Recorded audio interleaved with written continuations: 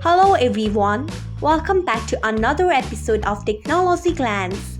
Today in this video, I am going to guide you through how you can disable Fade on Seek on MX Player. So let's get started. Firstly, open MX Player app in your device.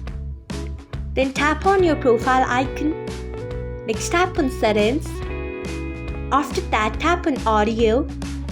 Next, you can see the option of Fade on Seek. Untick it by tapping on it. So this is how you can disable Fade on Seek on MX Player. Thanks for watching. If you found this guide helpful, we would love it if you hit the thumbs up button below. We upload great new tech tutorials like this one every day, so do not forget to subscribe to our channel and hit the bell icon so that you will never miss another update.